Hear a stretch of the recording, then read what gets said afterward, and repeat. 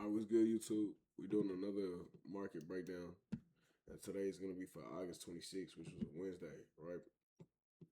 Now, today was pretty straightforward for me, just because for starters, before breaking down anything on a higher time frame or anything like that, when 930 fails to create any type of wick and distribute strongly in a certain direction, 930 pretty much automatically becomes a potential draw for me if I do see any signs that I want to see price go lower, right? So if price does anything that makes me think, I do want to see a reversal or from whatever direction that price originally went to, the 930 open is immediately going to become a draw for me, right? Because people that took advantage of that original 930 move are paid, and banks know this, so banks are going to want to come back and take out these lows or highs, right?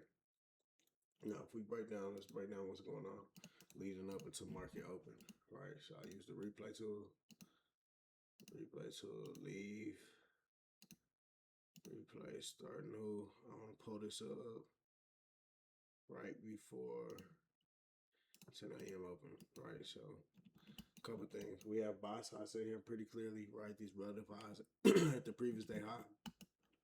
And then also, we're tapping into this new day opening gap. But I want to drop down to the 15-minute time frame. As you can see pretty clearly, a whole bunch of chop, like the entire London session just bar-coded, right?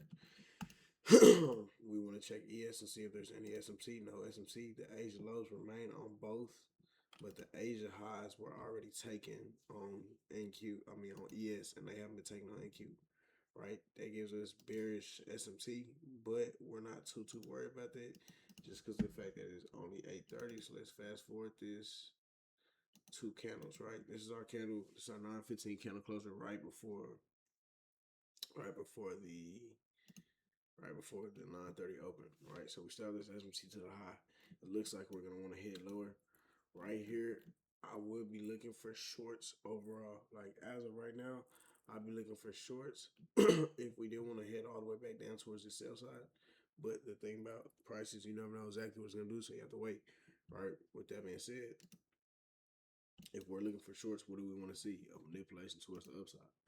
And what do we get? Exactly that. 9:30 comes and opens, right? I'll fast forward. 9:30 just jump. We left no wick. And like I just said, we left no wick. So this immediately becomes a target, right?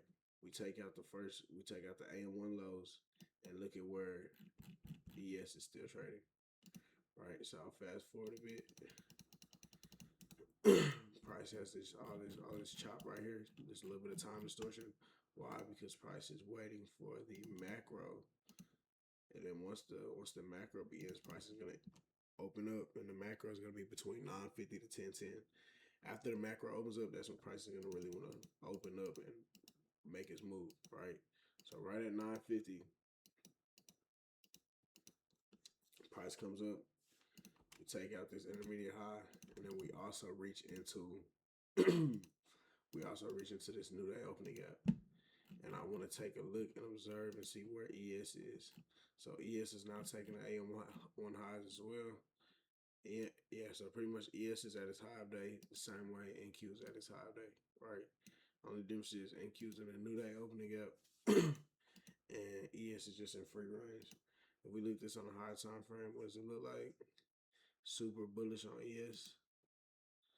As for NQ, super bullish, right? So honestly, my first instinct wouldn't be to take any shorts here, but because we do have because we do have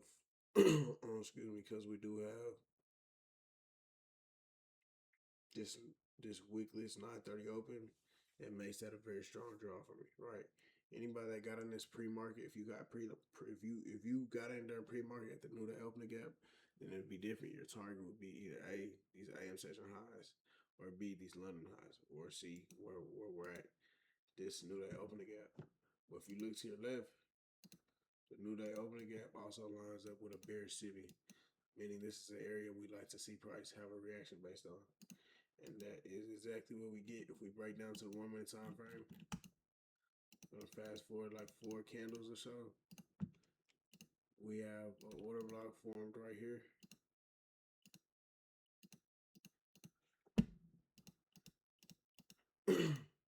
price makes this proposal block right here. And that's all price needed to come get these 930 open and lows, right? Pretty much no retracements. So let's say you got in, you wanted to wait for confirmation, you waited for the order block to be respected, you saw that it was respected, and then you waited not only for it to tap into this proposal block, you didn't enter here, but you got in after the candle closed on this reaction with your stops above this order block, your take profit below the 930 open, you still have a 1 and 3. So you risk 1,000 on this, you still make 3,300, right? Great risk reward. I want to keep it very simple. Just understand the things that need to be understood. So that's all I got for this one. Pretty much, this was the move that this was the ideal entry. Pretty much that should have been taken today. Solid move, but yeah, that's all I got for y'all. If y'all fuck with it, like, comment, subscribe, click the link in the bio. I got a free Discord in there.